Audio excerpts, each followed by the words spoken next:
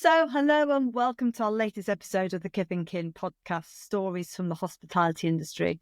I'm really happy to welcome Sam here to tell us all about the ups and downs that brought him to where he is in the industry and what makes the hospitality industry so special. So, hi Sam, thank you for coming and joining me with this conversation. So, can we just start with an introduction to who you are and what you do?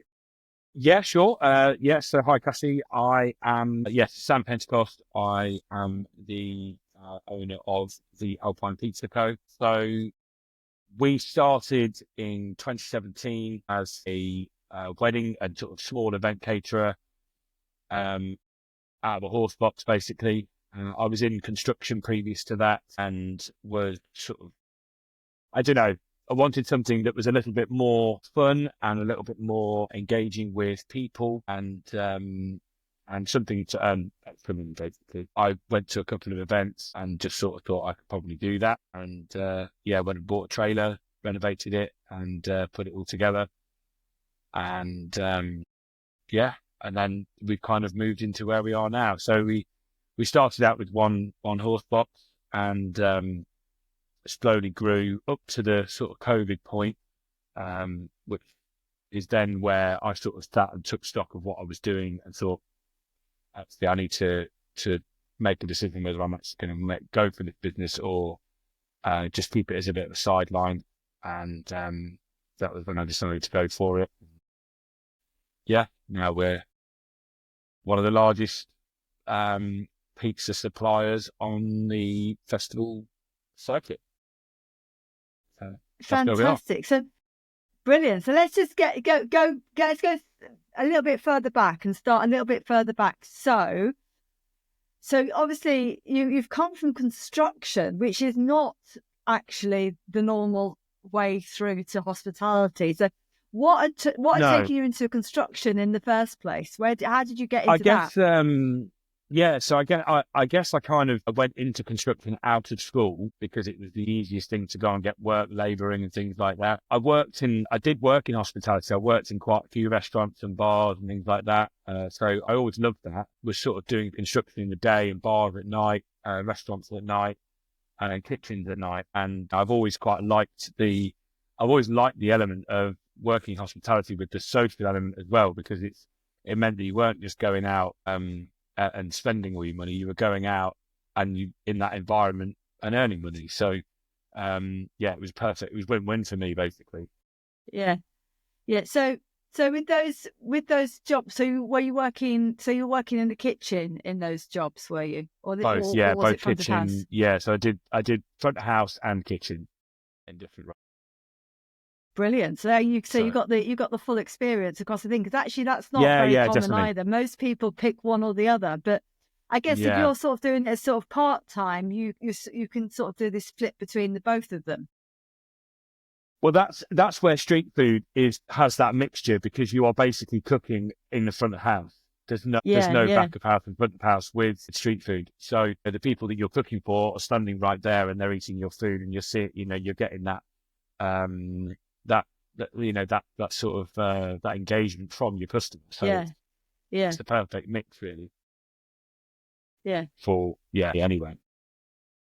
And so with the when you're working, when you first started working in hospitality, and you say is sort of the social element of stuff, was that the social element with the customers, and so sort of interacting with customers, or was it more with the staff and sort of the other people that you're working around?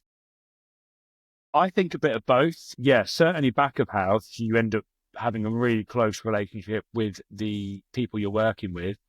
But then front of house, you have regulars coming in, you have people that come in specifically because they want you to make something for them, or, things like that. So yeah, there's definitely a relationship on both sides of that.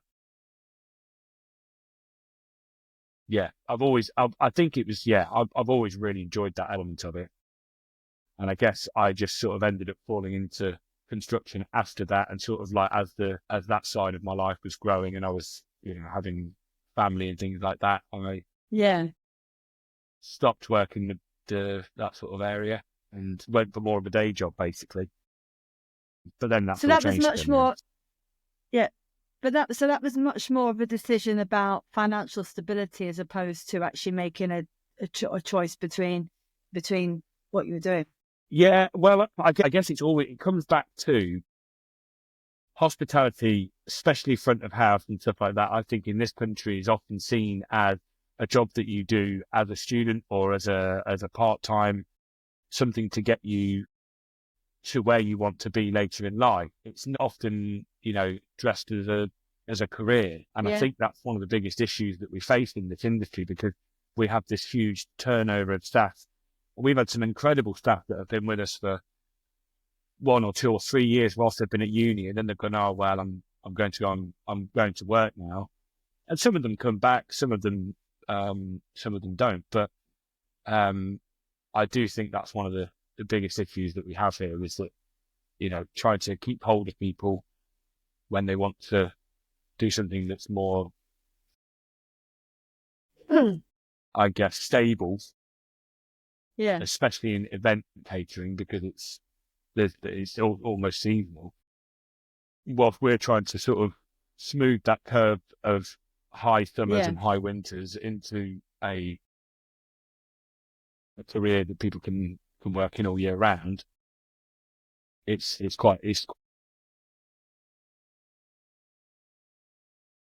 Yeah. But I think you're right. I think that if I reflect back, even as an employer of my staff, when I had really, really good members of staff that maybe were students and had an idea in their head of where they wanted to go and what they wanted to do, I always felt guilty saying to them, "But you're really good at this. Have you considered this?" Because it'd been a choice that I'd made, but I thought, am I taking you away from, your proper career that you might be wanting to explore?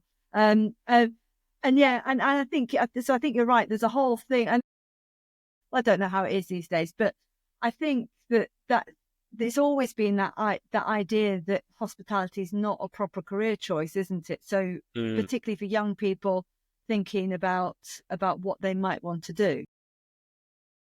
Yeah, definitely. And I think that will change with, there's lots of negativity about what's happening in the industry and what's happening with wages and 0 hours contracts and things like that. But actually, I think that, it's happening now. So we've got to get on board. And I think that things like that changing, like 0 hours contracts, it's going to have to change the way that hospitality works. And it's going to be a big change for some people, where they might be used to being paid hourly pay and doing loads of hours in 1 week and nothing the next. That actually it might just sort of level out, so that actually they have stability 365 days a year, instead of having huge peaks at Christmas and huge peaks in the height of summer, and then January, February, March they get no hours and their shifts step back, and they all of a sudden they're struggling and they're just waiting for the spring and the summer to start again. But I think it's just it's how most hospitality industry is. It's hourly pay, and there's no guarantee of it, and then that in turn creates kind of volatile job market, because then we get to January and everybody's slowing down and trying to cut back and everything else, and unfortunately that means that you end up losing people to different industries. We lost so many people from this industry with COVID and everything else, and Brexit as well. We lost so many good chefs and things like that. It was, and even now we really struggle. There's the routes for like pizza chefs to come and actually work in the UK is really, really difficult, and it's really expensive for employers to even trial people and invite them to share their knowledge or share their skills that they could bring into this country and teach young people how to do that. So yeah, there's lots of challenges, but I think there's everybody's got to get on board with good and positive change in the industry to keep people engaged and keep people wanting to be in this industry, because it is really good fun. Yeah. I absolutely love it. And if I didn't love it, I wouldn't do it. That's the bottom line. If I'm gonna stop enjoying it, then there's no point, because it's, nobody's necessarily ever going to be a millionaire out of, if money is your only driver, then hospitality is not for you. You need to go into banking or something else. You've got to enjoy doing it and enjoy that social element. And that's really it for me. Really, what you're doing, which is sort of events and festivals and big, and actually really big events that you do. I mean, that must be the absolute epitome of that big adrenaline thing that people get from hospitality. That whole, you plan it, you do all this planning, you put it all in place, and there's all the logistics of all of that. I mean, that's the bit that puts me off. I mean, I did wedding catering for a while, and I just thought, I can't manage the spreadsheets. That's not me. But once you've got there and you're sitting there in anticipation for the crowds to come, and then the crowds come, and you get all of that, those waves of people. I mean, it must be so exciting in those environments. Yeah, no, it definitely is, and I really do enjoy it. It is a really tough gig. There is, so many people come in for a year and leave. There's a constant cycle of companies that come in, and it's very expensive. People think that, people think that we sort of turn up with a trailer, it's ready to go, and we're serving food as they arrive. But we will have been there for probably a few days before, prepping and setting up and solving problems, basically, because you're basically moving a restaurant every week, or moving a restaurant grade kitchen every single week of the year. The easiest is actually Christmas, where we go and set up in like Winter Wonderland or at Blenheim Palace or Belton House at Grantham. We'll go and set those up, and they're there for 6 weeks, which is the longest we really stay anywhere. Yeah. That's kind of logistically, they're all set up, and as long as nothing breaks, then we're good. But inevitably things break when they're being moved and in transit and things like that. There's lots of delicate elements to catering equipment, so I think you're repairing all the time and all that sort of thing. But it's really high energy, but it also means that we have to try and serve a lot of people in a small amount of time, and that means we need a lot of staff. Yeah. And we might only need loads of staff for a 2-hour period. But then how do you invite people to only come for a 2-hour period? You can't. You've got to have them in for the whole thing. And you might not be making money all of that time, but you need them there for when it is busy. You've got to plan to win instead of plan to sell out. Basically, you don't ever want to sell out in this game. But it's that's a very complex thing to juggle, isn't it? Because I always go, whenever I'm at a big event, and because I'm just the nerd who's sitting there going, how are they doing that? How are they? Because they were here yesterday and they can't. This is fresh stock. So when did they leave and go and buy new stuff? Or who's delivering this new stuff? And so all these complicated logistical problems you've got that are going on, which the customer's oblivious to. They're just going, I'll have my pizza, please. Thank you very much. And how difficult is it to make me a pizza? But actually, it's logistically really tough, isn't it? Yeah. And with what we do, like the dough management is definitely the hardest part of it. And logistics of that, it could be really cold, it could be really hot. We have refrigerated lorries, refrigerated vans, refrigerated trailers. Equally, if it's like super hot outside, like we've had certain days this summer where, every time somebody opens the door, you're losing all the temperature. It's really, really hard to manage stock like that. There's so much logistics of trying to actually make it work and keeping stuff cool and then keeping stuff hot. And it is really, it's not quite as simple as everybody thinks it is. And even now, like this time of year, when we're trying to make dough, it's a lot colder. So, sometimes, you're trying to make dough in an environment that's 10 degrees or less, which is really tough. You've got to have a much longer proving process. That's it. You're not in an 18-degree restaurant kitchen that, you can manage the temperature in and all that sort of thing. So, there's a lot of challenges. So when you set it all up and you went from construction into to saying, right, okay, I've got this van, I'm going to turn it into a pizza van. I mean, I want to say, what were you thinking? But I mean that in a positive way. Well, I guess so. I got to a point I was in construction where I was a contract manager. So I was dealing with a lot of health and safety. I've done a lot of training in health and safety, which has ultimately has transferred really well into this industry because there isn't loads of it here, but it is getting a lot. Festival sites are the same as construction sites and things like that now for CDM regulations and stuff. So lots of things that lots of people might not necessarily have had training in, I have. And I continue to develop my training and gas and all that sort, fire extinguishers, all of those sort of things. So lots of those skills I've been able to transfer into what I do now. But I got to a point there where it was quite a negative industry with construction. There's a lot of blame culture. There's a lot of, there's a lot of time pressure, financial pressure on the main contractors. And if something goes wrong, they're looking at who they're pointing the finger at. Yeah. And I just thought, you know what, this is a really difficult industry to work in. And you're getting no gratification. Nobody's ever happy with what you've done. There's always problems. They're always trying to, we're going to reduce the bill because because you were late finishing this, or this was in the way, or you'd left this. And I just thought, this is really, really it's just a really negative place to be. And I wasn't enjoying that side of it. So then going away at the weekend and working at a festival or working at somebody's wedding, where everyone's having a great time, but this is really nice. And, it was, it was just about enjoyment in what I did, really. Yeah, yeah. So that's really where I wanted to sort of change. But, and then it just sort of grew into something that I just thought, you know what, this is what I want to be doing. And I've definitely not looked back. But there is a difference between the way you started off with this one van doing people's weddings. That is a different thing to deciding to do the big events, isn't it? So what was that? What was that transition? Because they're different markets and they're different approaches to how you run your business.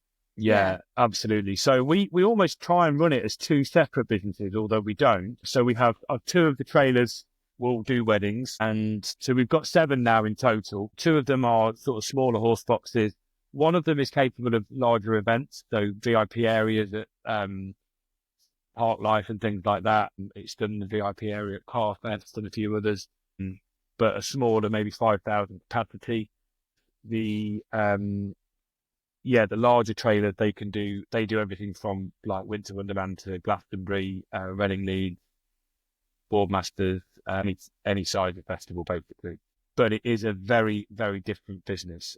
Weddings are very difficult, although they are easier to plan because you're getting exactly what stock you need to make and what time you need to serve and all that sort of thing. It's the staffing for weddings.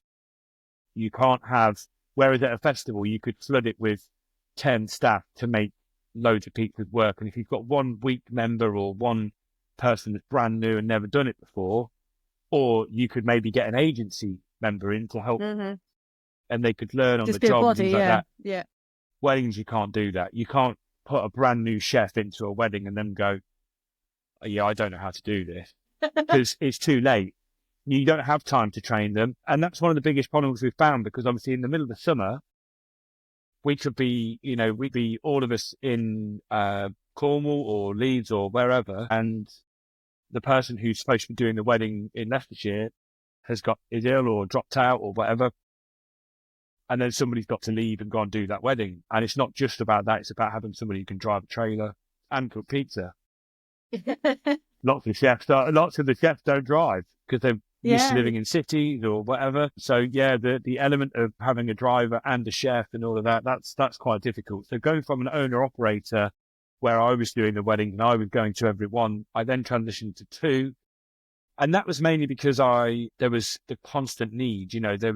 We were getting inquiries all the time that I was having to turn down. I hated turning down inquiries. Yeah.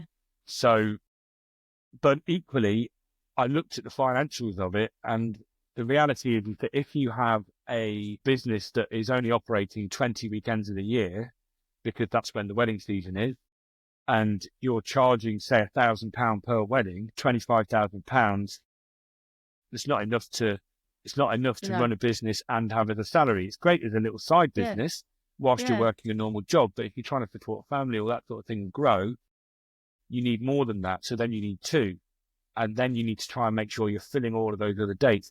And honestly, that's one of the things that we are really targeting now, is how do we fill our diary from January to May?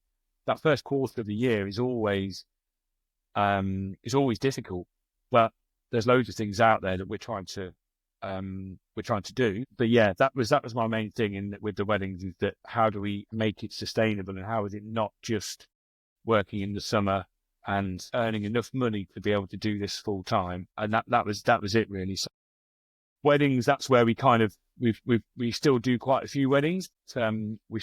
We probably don't target them as much as we used to, because we moved into the sort of larger events, and we always did some large shows, like up to 20,000 capacity locally. And then when we did our first event at our first big festival, was Leeds Festival, and luckily we already had a fridge fan, and we already had a good team of people, and we just sort of went in and thought, right, yeah, this is where we need to be. This is where we need to position ourselves in the market. And from there, we've just grown and grown. Yeah, that's our main market now, but we're also very, very much targeting corporate events and larger corporate events, things like that. So yeah, the transition between the two is always a bit grey, and it's very hard to market because we're two completely different companies targeting a nice romantic setting and a high energy, high volume setting with festivals. So yeah, it's they're very different businesses, and there's not many people that will do both. They are very, very different.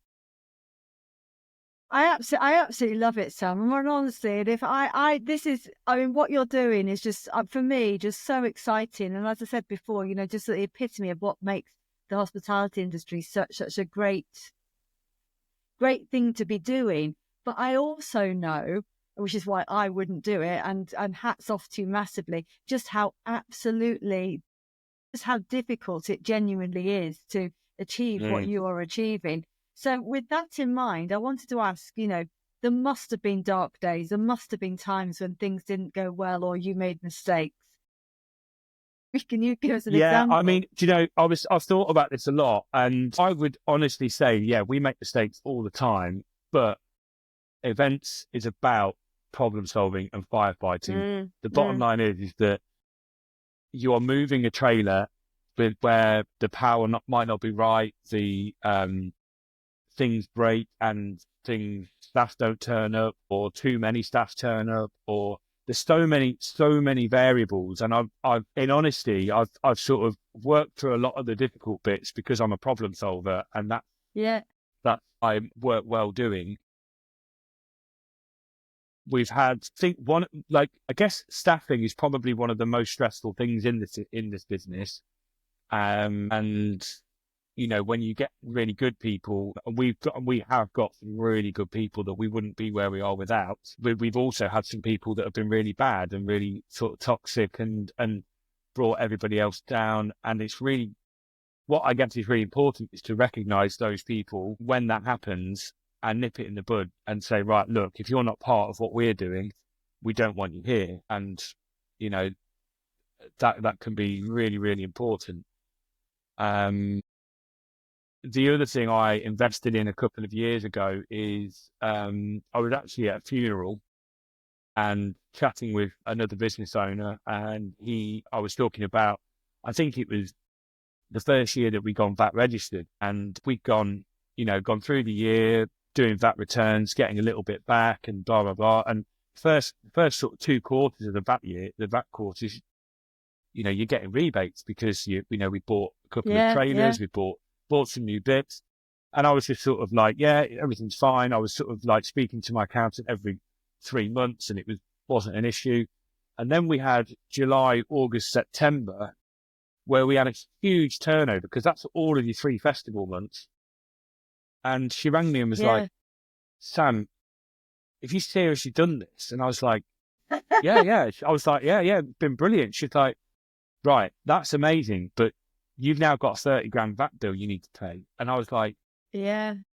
she's like, have you saved anything? I was like, no, because I thought I was just going to get a rebate again. And she's like, no. And I was like, right, okay. And that was the biggest, like, I was like, shit, I'm really going to struggle now. What are we going to do? And it was at that point, I was talking to this guy at a funeral, and he said, you need a coach. You need to get a business coach. They're not cheap, but it will save you so much money. And I did it, and it was honestly the best decision I've ever made, because it's all well and good being good at, what you do in the kitchen, or good at running a small business, but then managing all of those things and knowing when to step back and say, right, you need to handle that, or delegate that to somebody else, or have trust in somebody else doing it, and realizing that you can't do it all on your own. I need somebody else to tell me that. And that was the biggest shock, when I sort of thought the biggest mistake was that I was out driving from festival to festival all year, watching money coming in and money going out, and going, yeah, everything's fine. And then not thinking about, oh, this tax bill's coming, because I was just like, oh, it's fine. And it's one of the biggest problems, because food industry, you've got, you're charging VAT on everything you sell, but you can't claim any of it back on your staff or your food stock, which is the two main outgoings. Yeah. So you're basically a really good VAT collector for HMRC, which is great. It's, quite unfair, really. Yeah, it's definitely one that I know that a lot of other caterers, they rang me and said, oh, what do you do about the VAT? Like, as soon as you go VAT registered, you've got to work 3 times harder to pay the VAT. And also, because you're a seasonal business, it hits you harder, because you get these really big bills, Yeah. You tend to get the really big bills at the time when you've just gone quiet, so you don't have the cash. I always did find that my VAT always used to go out in January, and I was always like, I can't do January. Please don't make me do January. Exactly. And honestly, I went to, I probably did a year of sort of like saving a bit and then not doing it, and saving a bit, dipping into it, and all that sort of thing. Yeah. And it's one of those things that everybody expects, that, when you run a business, it's kind of like, people expect you to just know what you're doing. And the reality is that you might be really good at building something or making something or creating an environment or whatever. It doesn't mean you know how to be an accountant. And that's what you need. And I think that's the problem with small business owners, but and particularly in hospitality, is that you have to be able to do everything. You have to be, company director right the way down to pot washer. You have to do the whole lot. Yeah. And be an expert at all of it. And it's really tough. And it's And I guess that's a good lesson for anybody, that stop being so hard on yourself. You don't have to be brilliant at everything. You just have to know when to get help on different things.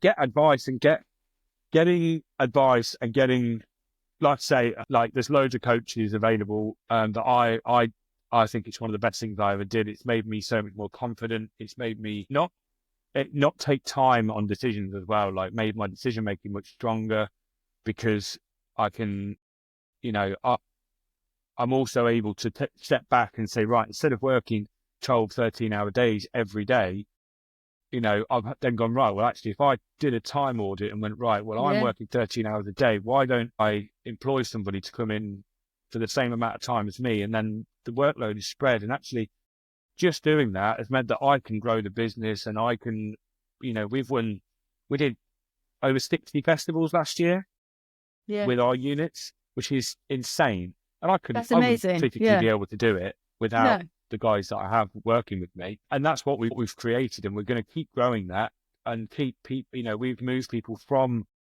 hourly pay onto full-time salaries, where because they were finding it so tough. They were like, January, it's really hard. They're not, they've all had a holiday, spent all the money from Christmas. And then by the time you get to February, everyone's skinned, and everyone's going, right, when are we starting festivals again? Yeah. So really that's totally amazing.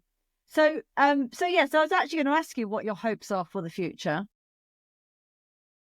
Yeah. So future, I mean, we've won some really big events this year, 2024. has been the biggest. Yeah, we've grown every year, and I'm not saying that's going to happen forever. I don't know whether there's a ceiling in what we do, but we can certainly streamline. We have to streamline what we do.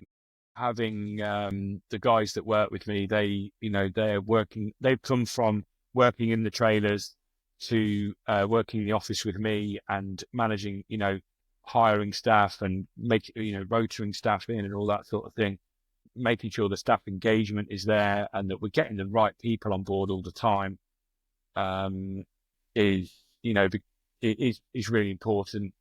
I think, being able to do more of the events that we enjoy.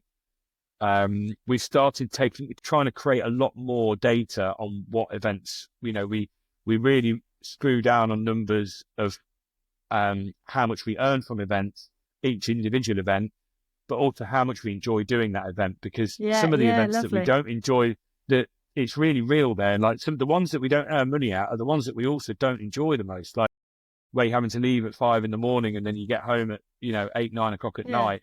And it's just like, well, actually the money we've earned there, if somebody crashed into the trailer on the way there, that'd have been it. We wouldn't have earned any money there. So it was a waste of time. So do you risk your asset by sending it down to a football game that it's not going to earn you enough money to warrant being there? So picking your events and doing the events that we enjoy over. We're at a position now where we can kind of decide who we want to work with, and we don't have to say yes to everything. How lovely. Which isn't always the case at the beginning, but not indeed. Get to that point. So can you just let people, I'll obviously put it all in the show notes, but can you just let people know how they can get hold of you, how they can get in touch? Yeah, so, I mean, Instagram, we obviously, the Alpine Pizza Co on Instagram, we do have a company that helps us manage that, but I also still read everything that comes through.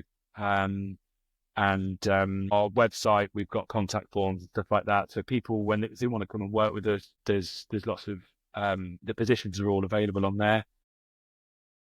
And I'm available on Instagram or via email, and that's Sam at the Alpine Pizza Co. Absolutely amazing, Sam. Honestly, what you're doing it's just so exciting. I absolutely love it, but it's also, you have got a very, very complex business, which absolutely sounds like you're absolutely smashing it. And it's just fantastic and brilliant to speak to you. Thank you so much for your time and for sharing your story with us. Cheers. Yeah, no worries. Thank you.